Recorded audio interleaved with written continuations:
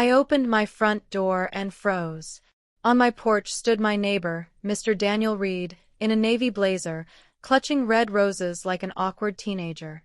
Beside him was my daughter, Emily, grinning like she'd just won the town raffle, and behind them, a man in a white collar.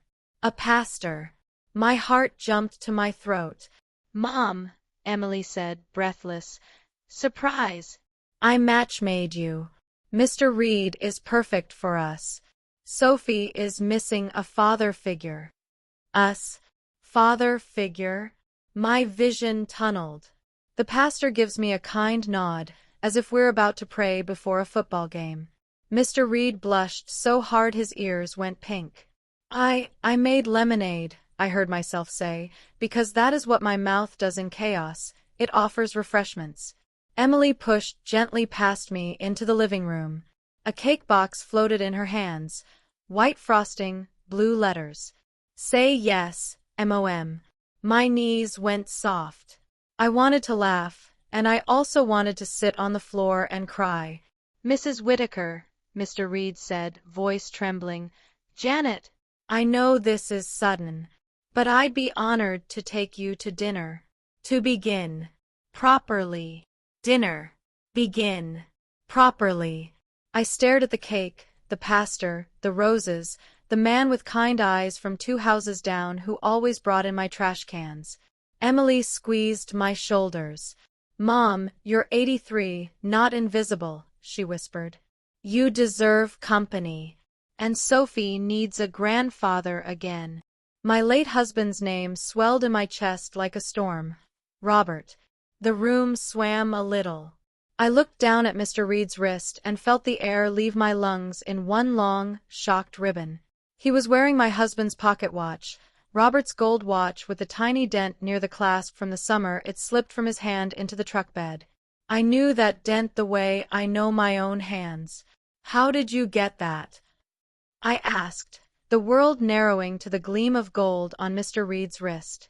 He lifted his hand, confused, then sheepish. "Your husband gave it to me, Janet, the night he died."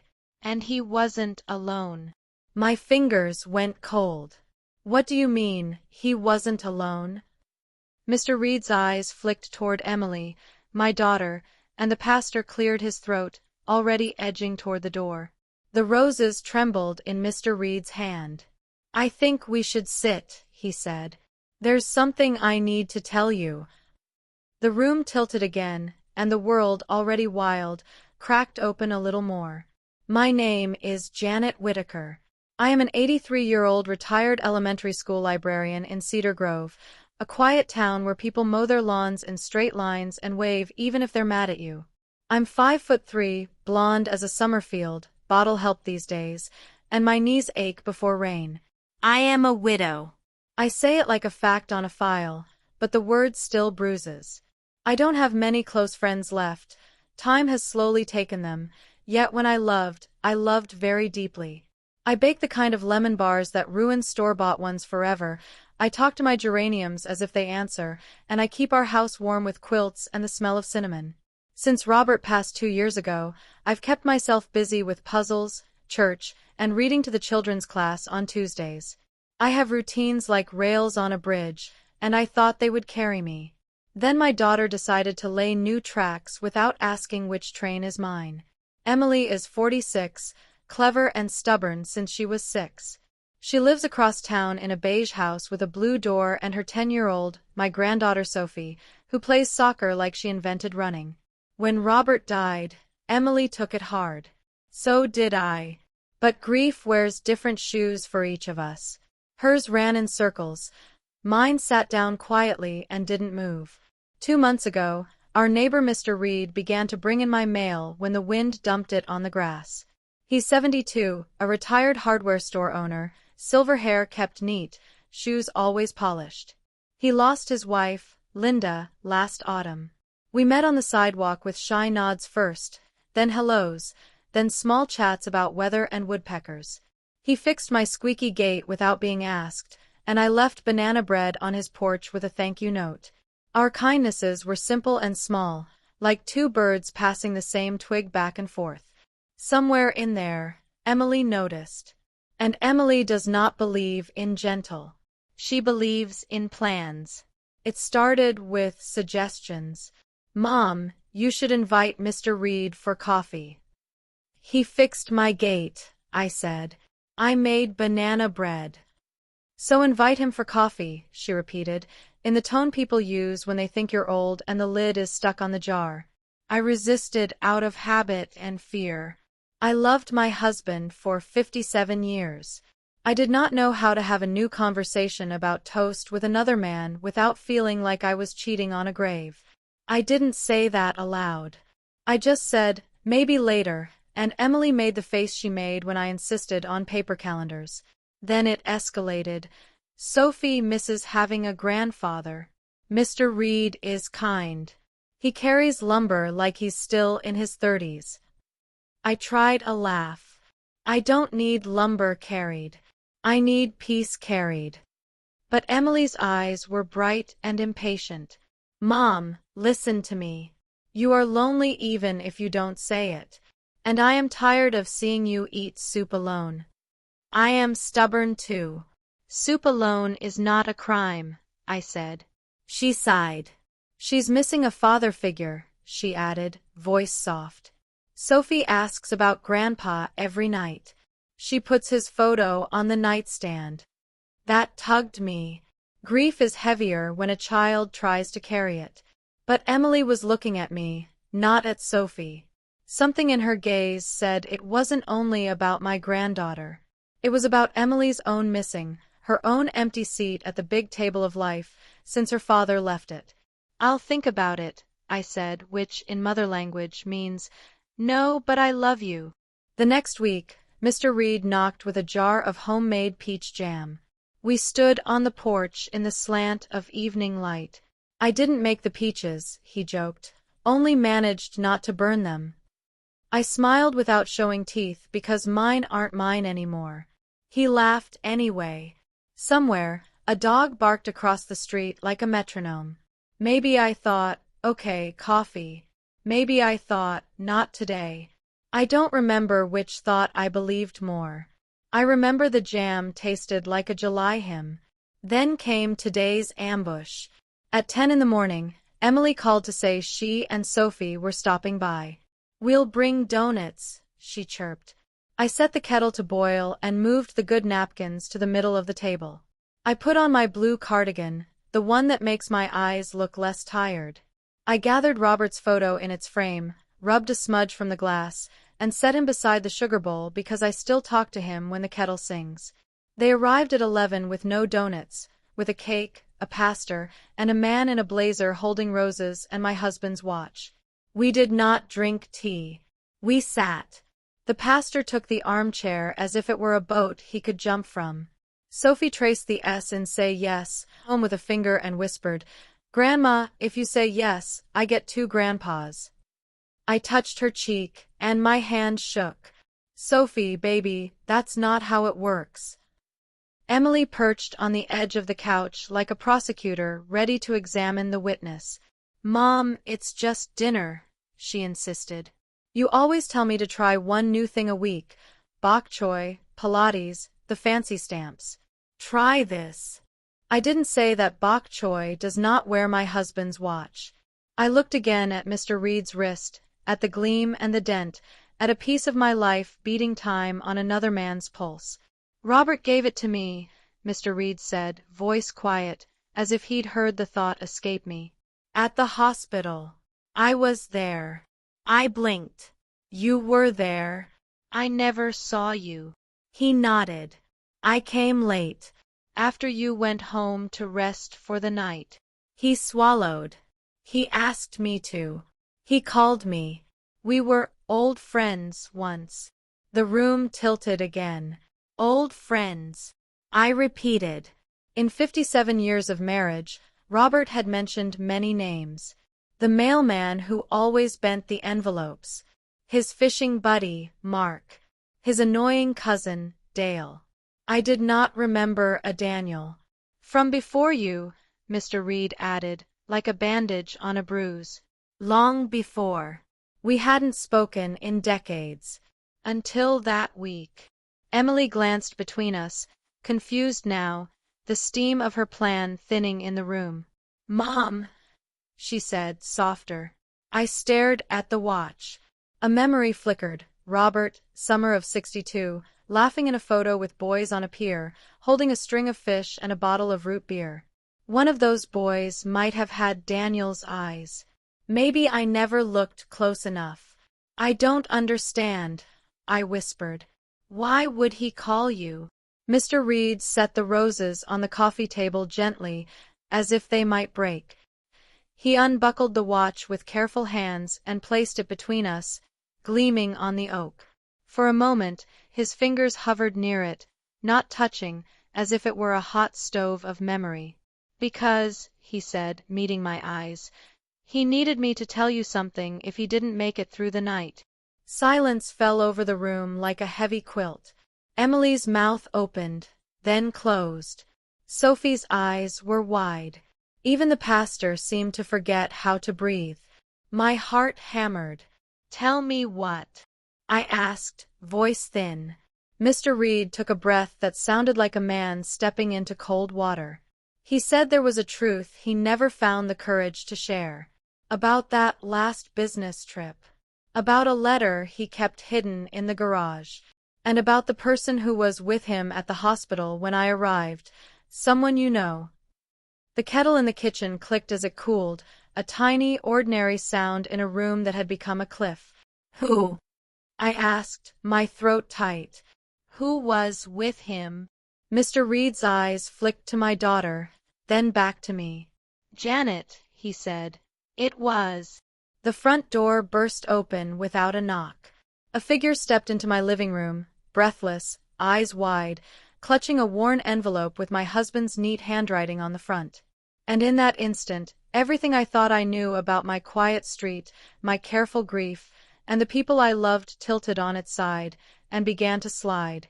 The figure standing in my living room was my granddaughter's soccer coach, Lisa. Her curly brown hair was damp with sweat, her hands trembling around the envelope, and her wide eyes darted between me, Mr. Reed, and Emily. I'm sorry to barge in, Mrs. Whittaker, she stammered. But I had to bring this to you. I found it in the old locker at the community center. It has your name on it. She held out the envelope. My name was written across the front in Robert's handwriting, steady, neat, the kind that always looked like it belonged on a wedding invitation. My stomach flipped. I hadn't seen that script in 2 years, not since I tucked away the sympathy cards with his signature in the attic. Where did you say you found this? I asked, my voice faint. Lisa swallowed. The old storage locker. They're clearing it out for renovations. I don't know how it got there, but she pressed it into my palm. It looked important. The paper was yellowed at the edges, sealed but brittle. My fingers trembled as I slid a nail beneath the flap. Emily reached out. Mom, maybe we should wait. No, my voice came firmer than I expected. I've waited long enough. I pulled out a folded letter. Robert's handwriting filled the page, tight and urgent. The room blurred as I read. Janet, if you are reading this, then I was too much of a coward to say it in person. I asked Daniel to be here, because he is part of this truth. I never told you everything about that last business trip. I met someone from my past, someone connected to Emily. I made mistakes, Janet. I wanted to shield you, but now I see secrets only rot in the dark. Please forgive me. And please, let Daniel explain the rest. He knows what I could not say. My hands shook so badly that the letter slipped onto my lap. Emily's face drained of color. Connected to me? What does that even mean? She whispered. I turned to Mr. Reed. His jaw was tight, eyes fixed on the roses on the table.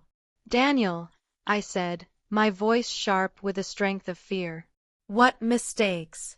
What connection? The pastor shifted uncomfortably.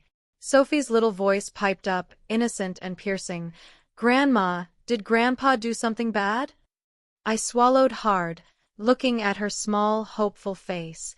My heart broke at the thought that her picture of her grandfather, her bedtime hero, might be about to shatter. "Tell me," I demanded, my eyes burning into Mr. Reed. "Tell me what Robert meant." Mr. Reed finally lifted his gaze. His voice was low, heavy. "Janet, Robert wasn't traveling for business that last time. He was visiting someone. Someone from decades ago. A woman he once knew before you. She reached out to him when she learned she was ill. And she told him something about Emily." Emily gasped. "About me?" She clutched the edge of the sofa like it might steady her world. Mr. Reed nodded grimly. "That woman, she claimed Robert was her father." The air rushed out of my chest. Emily staggered back, her face twisted in disbelief. "That's insane," she said, shaking her head. "You're saying Dad wasn't my real father? That's ridiculous." But the letter in my lap weighed like a stone. Lisa shifted by the door, as if unsure if she should run or stay. The pastor cleared his throat again, but said nothing, his eyes darting to the envelope as though it contained a bomb. Emily's voice cracked. "Mom, this isn't true, right? Tell me it isn't true." I wanted to say no. I wanted to crush the letter and throw it in the fire. But Robert's words, "secrets only rot in the dark," echoed in my head. My lips parted, but before I could speak, Mr. Reed's voice cut through like a knife. "Emily, the woman Robert saw, was my late wife, Linda." The room went silent, except for Sophie's small gasp. Emily staggered again, her face pale, eyes wide. "Your wife," she whispered. "What does that even mean?" Mr. Reed's hands clenched. His eyes brimmed with a sorrow that looked years old. "It means, Emily, there's a chance I might be your father." The roses tipped off the coffee table and fell to the rug, petals scattering like spilled blood. Emily let out a choked cry. "No, no, this can't be happening." I sat frozen, my 83-year-old heart pounding like a drum. My daughter's life had just cracked wide open, and the truth of who we were as a family was no longer solid ground. And deep inside me, a cold fear whispered, if this is true, then everything I thought I knew about my marriage, about Robert, about loyalty, about love, was nothing but smoke. But before I could even process it, the front door creaked open again, and another shadow stepped inside. The shadow that slipped into my living room wasn't a stranger at all. It was a man I hadn't seen in over 40 years. Tall, broad-shouldered even in age, his once dark hair now silver, his eyes the same sharp blue I remembered from long ago. "Good God," I whispered. "Thomas." Emily blinked between us, confused. You know him, Mom?" My throat tightened. He's Robert's old college friend. They were inseparable back then." Thomas stepped further into the room, his boots heavy against the hardwood. His voice carried a mix of sorrow and urgency. "Janet, I didn't come here to stir pain. But Robert asked me to, if he never got the chance. He wanted the truth to come out. I can't stay silent anymore."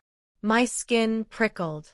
It was as if Robert himself was orchestrating all of this from beyond the grave, gathering people like witnesses in a trial I never agreed to hold. Emily's voice cracked. "Truth about what?" Thomas glanced at Mr. Reed, then back at me. "About the night Robert collapsed. About what he told us both. Janet, you weren't the only one he left letters for." The room stilled. The pastor shifted in his seat, whispering a soft prayer under his breath. Sophie tugged at Emily's sleeve, sensing tension but not understanding the depth. Thomas reached into his coat pocket and pulled out another envelope, faded, torn at the edges, but clearly written by the same steady hand I'd just held in mine. He held it out to Emily. Her fingers shook as she took it. She looked at me, eyes pleading. "Should I?" I nodded slowly, though my stomach twisted. Yes, Emily. Whatever this is, we have to face it. She tore it open, her breath catching as she unfolded the paper. Her lips moved silently as she read, then her face went pale, her hands trembling so violently I thought she might faint. What does it say? I whispered. Emily's voice broke. It says, Emily, if you ever question where you came from, know this. I loved you as my own from the moment you took your first breath. But the truth is, I am not your biological father. I wanted to protect you from the cruelty of secrets, but if Daniel or Thomas gives you this letter, it means I failed to tell you myself. Please don't hate me. Your mother never knew, and it's not her fault. She is your anchor, your true home. Forgive me. Always, Dad. The room spun. My body went cold. I sank into the couch as if gravity had doubled. Emily dropped the letter and stumbled back, clutching her head. No, no, this can't be real. He's lying. He's. Tears blurred my vision.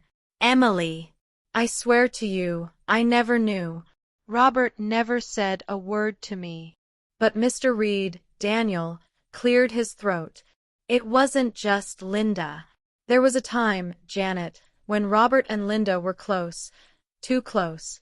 Emily, that's why he called me to the hospital. Because he feared you'd learn the truth without context. He wanted me to help explain. Emily's face twisted with anger. So you're saying, what? That you could be my father? That your dead wife, and my dad?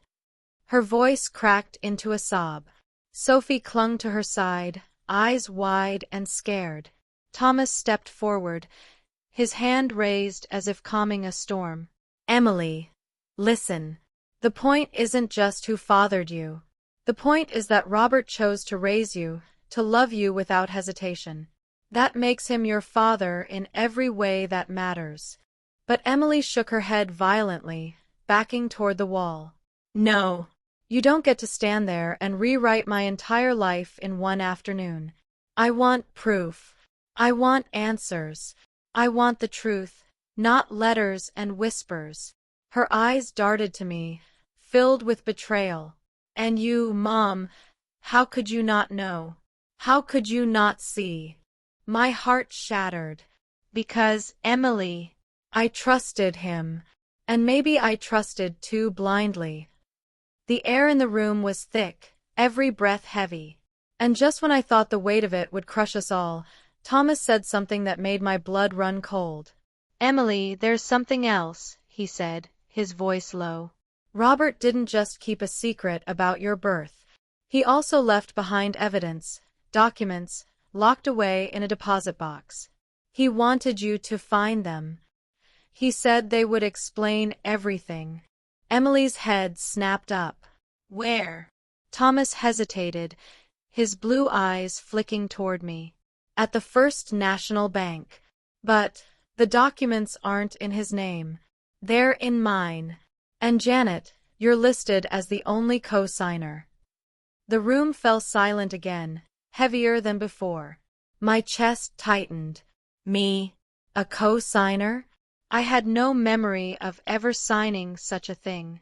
Yet Thomas's face carried no hint of deceit. Emily's voice was a whisper, trembling with fury and disbelief. So what you're saying is, my entire identity, my entire family, is locked in some box at a bank, and you've all known but me? No, I said quickly, shaking my head. I didn't know, Emily. I swear it on Robert's grave. But Emily's tears hardened into something sharper, anger, distrust, maybe even hatred. She turned, grabbed Sophie's hand, and stormed toward the door. Where are you going? I called after her, panic flooding me. She spun, her eyes blazing. To find the truth myself. Because clearly, none of you are brave enough to just say it.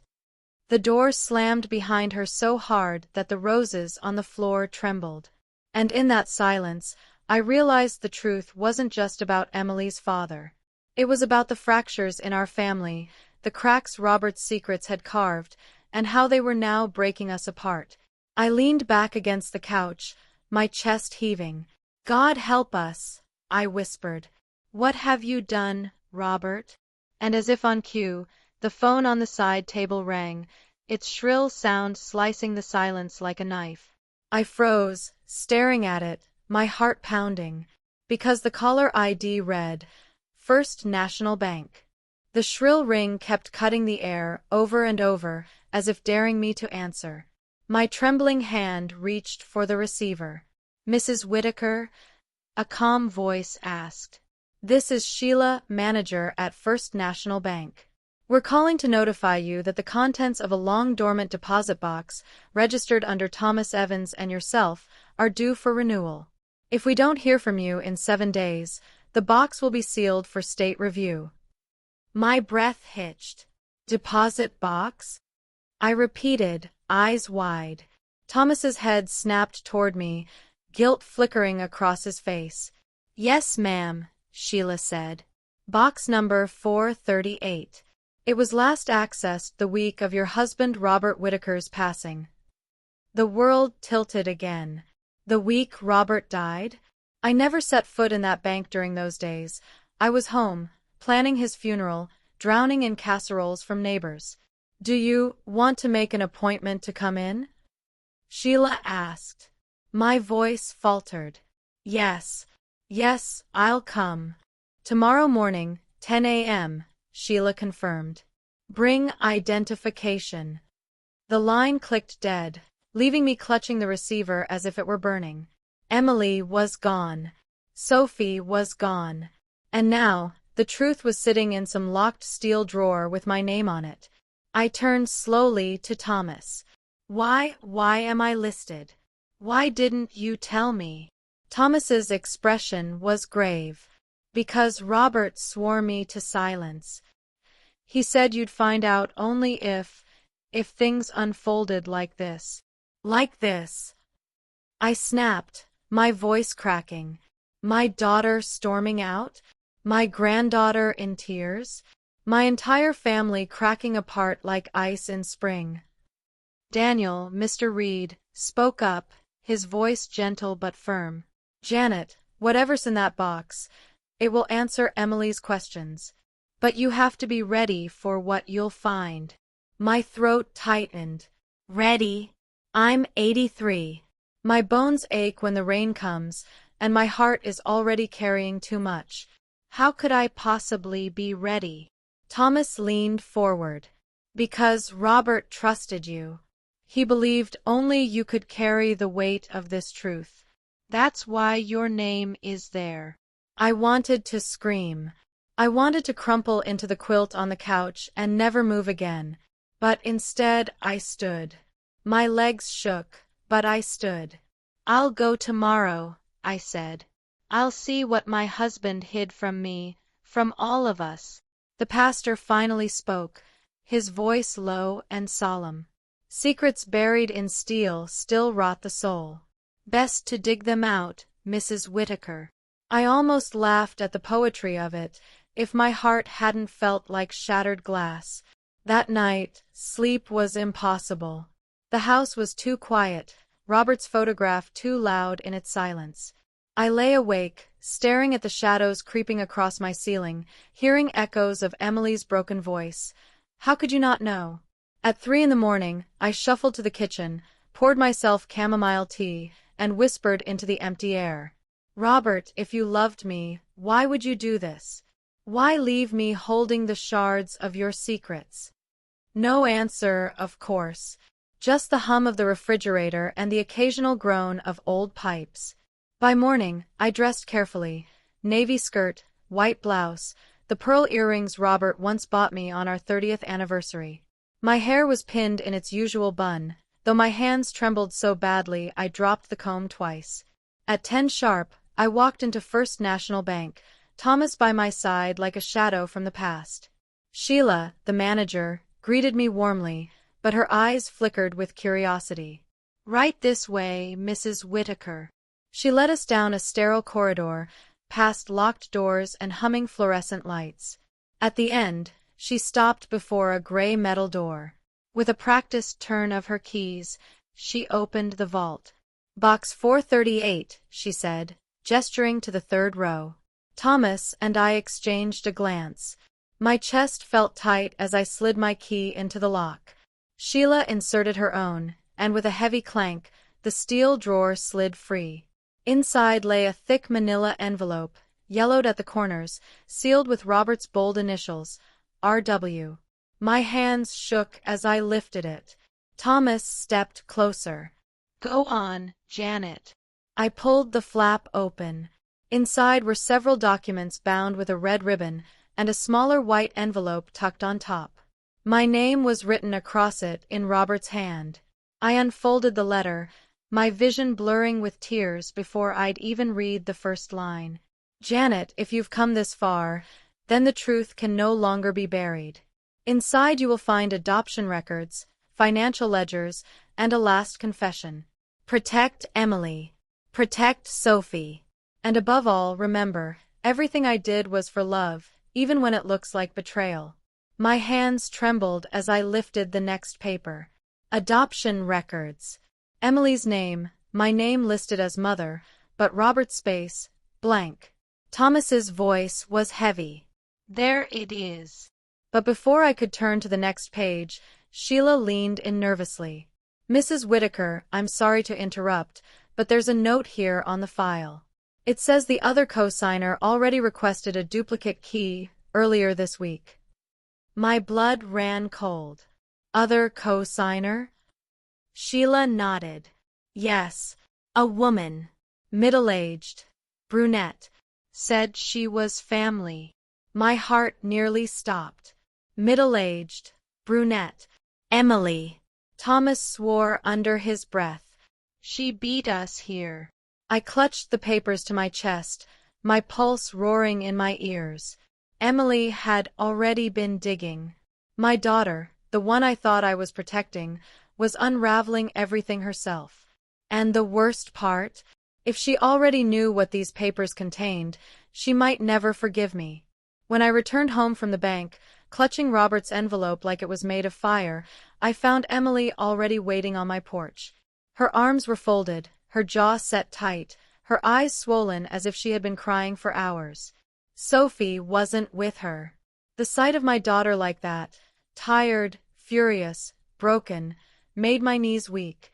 I wanted to hug her, to cradle her like I did when she was 6 and scraped her knees. But the look in her eyes told me any touch would feel like betrayal. "You knew," she said, her voice low and sharp. I froze. "Emily, You knew all along," she shouted, her voice trembling with rage. "You've been playing dumb, acting shocked, but you've known about those adoption papers, about the lies, about Dad not being my father. You've known and just hidden it from me." Her words cut like knives. I shook my head fiercely. "No, Emily, listen to me. I didn't know. I swear it on my life, I never knew. I only saw those records today. Robert hid them from me too." She let out a bitter laugh, wiping at her tears. "Do you even hear yourself, Mom? You were his wife for 57 years. You shared everything. Holidays, dinners, beds. And you expect me to believe you didn't see the cracks? That you never suspected?" "I trusted him," I whispered, my voice breaking. "I trusted the man I loved. Maybe too blindly. But that's not the same as lying, Emily." Her eyes glistened with anger. "So what does that make me, then? Some mistake? Some dirty little secret he tucked away?" My chest ached. "No. You are my daughter. My heart, my life. Papers don't change that." But she wasn't listening. Her breathing came fast, ragged. "You don't get it, Mom. My whole life just cracked open. I don't know who I am anymore. And to make it worse, everyone else seems to know more than I do. Mr. Reed. Thomas. Even you, whether you admit it or not. And me. I'm the one left in the dark. Tears slipped down my cheeks. Emily, I didn't choose this for you. I would have given anything to spare you this pain. But the truth is here now, whether we want it or not. She shook her head. The truth? You mean half-truths, Mom. Because the papers. Her voice faltered. The papers said something else, too. Something you didn't tell me. My stomach clenched. What do you mean? She reached into her purse and pulled out a crumpled page, her hands trembling. She threw it on the porch railing. I picked it up, my eyes scanning the text, and the world seemed to stop. It wasn't just adoption records. It was a will. An amended will. Robert's signature was at the bottom. And in bold letters, in the event of my passing, I leave the Whitaker estate, valued at $8.5 million, in trust for my daughter Emily. But the controlling trustee shall be Daniel Reed, until such time as Emily reaches the age of 50. My heart slammed in my chest. Daniel! Why Daniel? Emily's voice was sharp with fury. Explain that to me, Mom. Why would Dad give him control over my inheritance? Unless, her voice cracked, unless he really is my father. I opened my mouth, but no words came. The sound of a car engine rumbled down the street. A black sedan slowed and stopped right in front of our house. The driver stepped out, a woman in a sleek gray suit, carrying a leather briefcase. She adjusted her glasses, looked directly at me, and said, "Mrs. Whitaker? I'm attorney Claire Johnson. I represent the Reed estate, and I believe it's time you and your daughter know the full terms of Robert's trust." Emily's eyes widened, her face pale. "There's more," she whispered. The attorney nodded solemnly. "Yes, and what I have to share will change everything you thought you knew." Attorney Claire Johnson stood tall on my porch, her gray suit crisp against the morning light. Her voice carried the weight of authority and inevitability. "May I come in?" she asked. Emily crossed her arms, trembling, but stepped aside. I followed, clutching Robert's envelope against my chest as if it could shield me from what was coming. Inside, Claire placed her briefcase on the coffee table, right next to the wilted roses Daniel had left behind days ago. She clicked it open with a sharp snap. "I'm here," she began, "because Robert Whitaker entrusted me with the administration of a separate document, one not included in the will you've already seen. This is a private trust, tied to the estate and your family's legacy." Emily scoffed. "Legacy? You mean secrets on top of secrets?" Claire's eyes softened but remained professional. "I won't deny the secrets, Ms. Whitaker, but I must present what your father legally filed." She pulled out a thick folder and set it before us. My heart thudded as she slid a paper forward. "Robert established this trust 15 years ago," she explained. "At the time, he designated Daniel Reed as controlling trustee until Emily's 50th birthday. But here's the part you haven't seen." Her fingers tapped a clause highlighted in yellow. Emily leaned over, reading aloud with a shaky voice. "Upon Emily Whitaker's 50th birthday, all assets, including the Whitaker estate and attached businesses, shall transfer directly to her. However, if Daniel Reed is confirmed as her biological father, the trust shall remain under joint administration between Emily and Daniel indefinitely." The room went silent. Emily recoiled, her face drained of blood. "Joint administration," she whispered. "Meaning he keeps control of my life, forever?" Claire nodded. "It was Robert's attempt to protect both of you, to ensure you weren't left alone if the truth about your parentage surfaced." Emily's eyes filled with tears, her anger spiraling into despair. "So Dad did know. He knew all along. And instead of telling me, he tied me to Daniel with legal chains." I gripped the edge of the couch, my knuckles white. "Why would he do this, Claire? Why him? Why not me? Why not keep it in the family?" The attorney hesitated, her gaze flicking briefly toward the window, as if choosing her words with surgical care. Finally, she said, "Because Daniel wasn't just your neighbor, Mrs. Whitaker. He was Robert's business partner, in ways you never knew." Emily let out a bitter laugh. Of course. Another secret. Claire pushed another document across the table. Financial ledgers. My stomach lurched as I read the entries. Deposits. Withdrawals. Joint accounts. Names of companies I'd never heard of, all tied to both Robert and Daniel. "This," Claire said firmly, "is the foundation of your fortune. Hardware investments, real estate, stock portfolios, all built quietly, off the record. Robert and Daniel were partners for decades, though Robert kept it hidden from you. Their bond was deeper than friendship.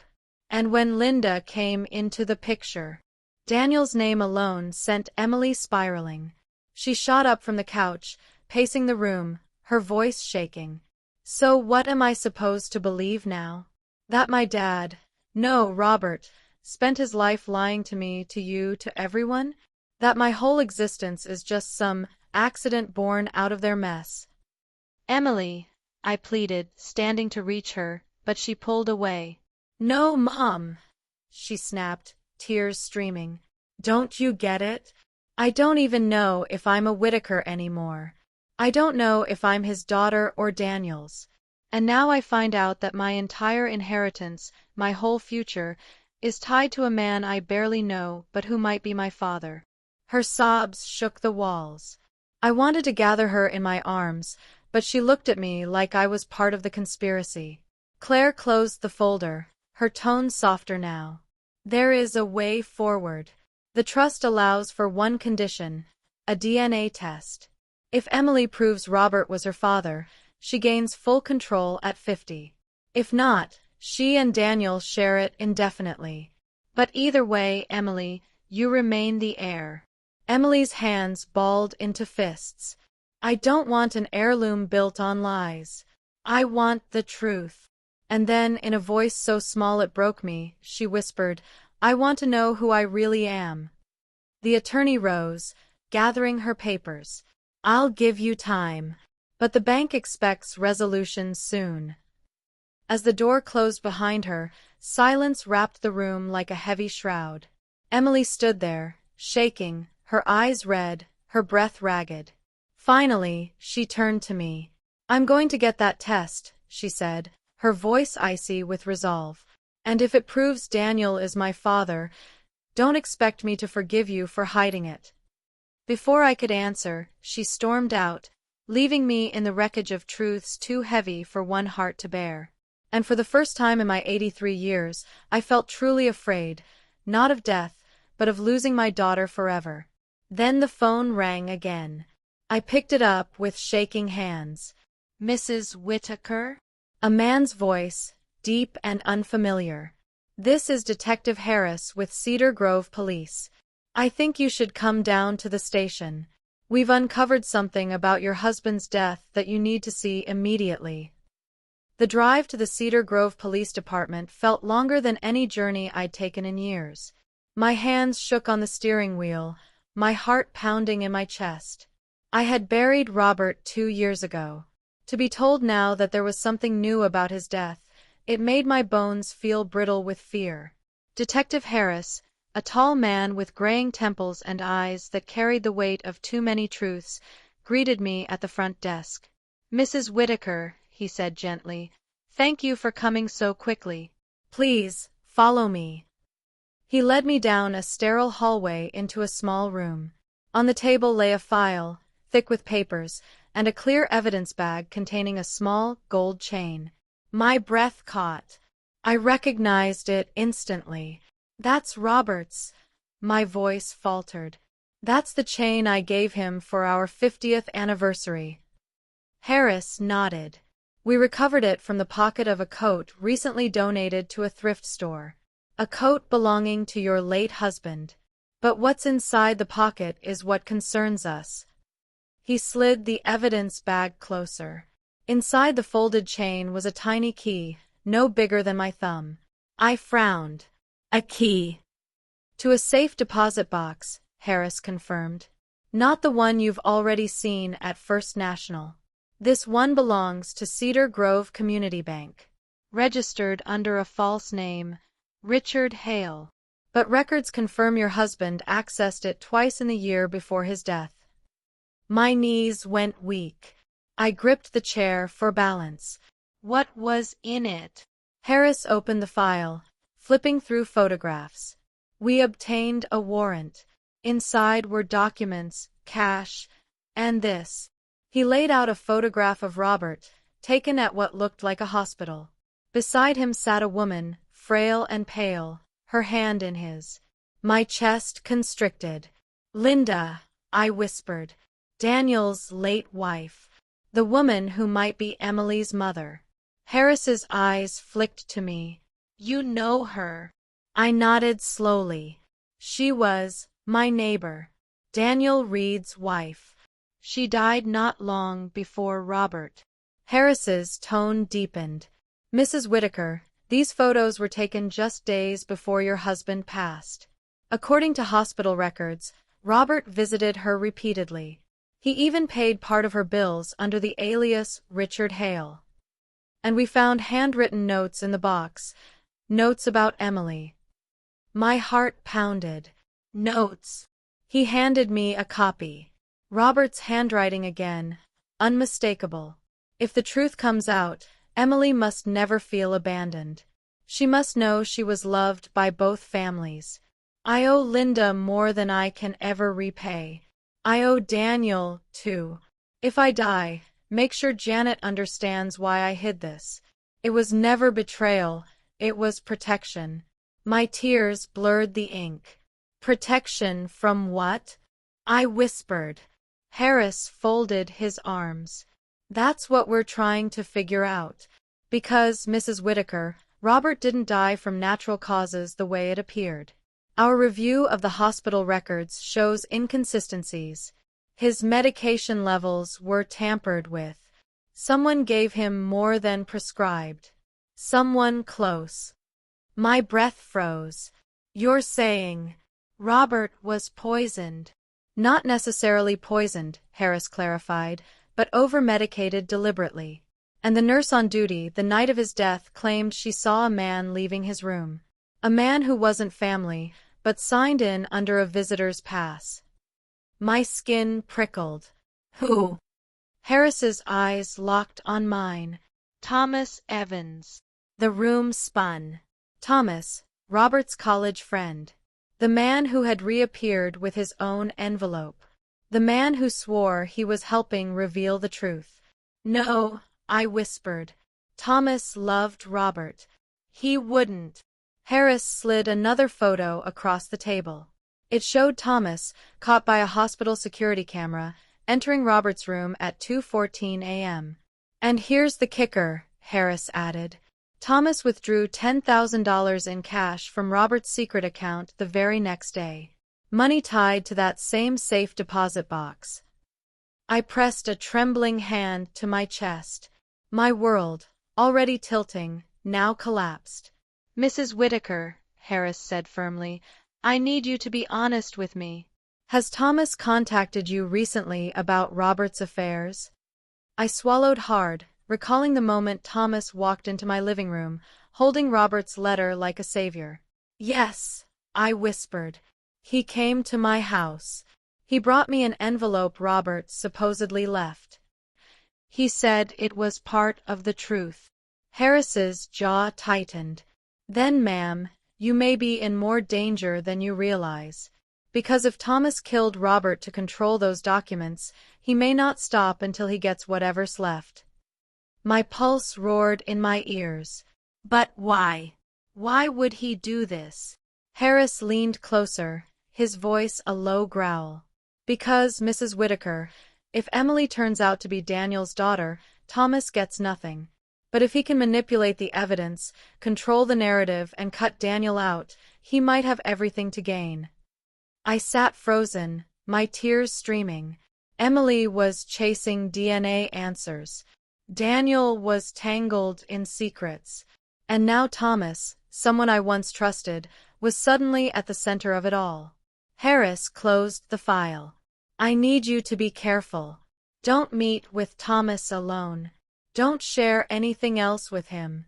And for God's sake, Mrs. Whitaker, protect those papers you brought from the bank. They might be the key to solving not just the mystery of Emily's father, but Robert's death. As I left the station, the afternoon sun felt colder than night. My mind reeled with questions, with fear, with grief twisted into suspicion. And when I turned into my driveway, my heart nearly stopped. Because there, sitting on my porch steps as if he had every right in the world, was Thomas, his hands folded, his expression unreadable. "Janet," he said calmly, standing as I parked. "We need to talk. Alone." Thomas rose from my porch steps as I pulled into the driveway.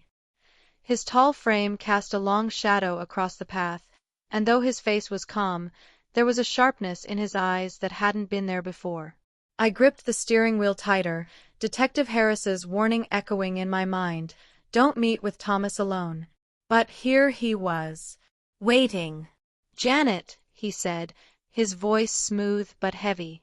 "We need to talk. Now." I stepped out of the car slowly, clutching my handbag where the bank documents were tucked safely inside. My heart raced. What could possibly be left to say, Thomas? Haven't you and your secrets done enough? He frowned, as if wounded. You think I wanted this mess? You think I wanted Robert's lies to drag us all into the fire? You were at the hospital the night he died. I shot back, my voice trembling with both anger and fear. You walked into his room at 2 a.m. Why, Thomas? What did you do to him? His jaw clenched. So Harris got to you. The air thickened between us. Answer me, I demanded, stepping forward despite the chill in my bones. Did you touch his medication? Did you? No. Thomas snapped, his voice breaking. I didn't kill Robert. I swear to you, Janet, I was there because he called me. He begged me to come. He wanted me to witness his last confession. Confession. My throat tightened. Thomas's gaze darted toward the street, then back to me. Robert told me everything that night. About Linda. About Daniel. About Emily. And about the money. He wanted me to make sure you knew the truth if he couldn't tell you himself. I shook my head fiercely. Then why the missing money, Thomas? $10,000 withdrawn the day after he died. By you. He hesitated. His hands flexed at his sides. Because Robert asked me to deliver it. He said someone would come for it, someone who'd need it more than you or Emily. I did what he told me. That's all. His answer only twisted the knot in my stomach tighter. Who, Thomas? Who was supposed to get that money? Thomas's eyes softened, just for a moment. Emily. My breath caught. Emily. She doesn't know, he said quickly. She can't. Not yet. Robert didn't want her to feel bought. He wanted her to find her truth first. Then the money would make sense. I didn't know whether to believe him. My hands shook around my handbag, the weight of the documents burning like fire against my side. Janet, Thomas said, stepping closer. You've always trusted too easily. But now you need to trust me. Harris has his story. Daniel has his. But Robert's truth is in those papers you're holding. Don't let them twist it before Emily sees it for herself. His eyes locked on my bag, and for the first time, I saw it. Desperation. He wanted the papers. You stay away from Emily, I said, my voice firmer than I felt. If you so much as breathe near her, I'll... Before I could finish, headlights flashed across the driveway. Emily's car screeched to a stop, and she jumped out, slamming the door. Her face was pale, her hands clutching a folded sheet of paper. Mom, she cried, her voice cracking. I got the DNA results. The world froze. Thomas stiffened. His eyes flicked to the paper in her hand like a wolf catching the scent of prey. Emily's breath came in shallow gasps. I opened it in the car. And it says. She faltered, her knees buckling. I rushed forward, catching her before she fell. Emily, I whispered, holding her trembling body. Tell me. What did it say? Her tears soaked my blouse. It says, Robert wasn't my father. My stomach collapsed in on itself. And then, in a whisper so broken it shattered me, she added, Daniel is. Thomas's face went white. His fists curled, his jaw tight, his eyes wild with something I couldn't name. And in that moment, under the glow of the porch light, I realized the truth wasn't just tearing us apart. Someone standing here might be willing to kill for it. Emily trembled in my arms, the DNA results still crumpled in her hand. Her sobs echoed against the quiet street, carrying the weight of truth neither of us had wanted. Daniel, she whispered through tears. It says Daniel is my father. The words hung in the air like a funeral bell. Thomas's face darkened, his eyes narrowing on the paper as if it were a death sentence. No, he growled, his voice shaking. That can't be. That means everything Robert built, everything he left behind, belongs to Emily, and Daniel, I finished for him, my voice trembling. Emily pulled back from me, her face pale but her eyes blazing. So Robert knew. He knew all along. And instead of telling me, he tied my entire life to Daniel in some twisted legal knot. At that moment, headlights swept the driveway again. A second car pulled up, and Daniel Reed stepped out, his silver hair catching the porch light, his expression solemn. He looked at Emily, then at me, then finally at Thomas. I figured you'd all be here, Daniel said quietly. I couldn't stay silent any longer. Emily's knees nearly buckled again. You, she whispered, her voice breaking. Is it true? Are you really my father? Daniel's eyes glistened. He stepped forward, his hands open as if approaching a wounded bird. Emily, I didn't know for certain until Robert told me at the hospital. Linda kept the truth from me for decades. But when Robert confessed, I wanted to protect you. I didn't want you to hate me, or hate him. Emily's tears turned hot with rage. Protect me? You let me grow up in the dark. You let me love a man who wasn't even my father without ever saying a word. Do you know what that feels like? Daniel's voice cracked. I do. Because I lost you once already. And I couldn't bear to lose you again. The silence that followed was suffocating, until Thomas snapped. His fists clenched, his voice bitter. So that's it. Robert leaves me scraps while Daniel gets everything?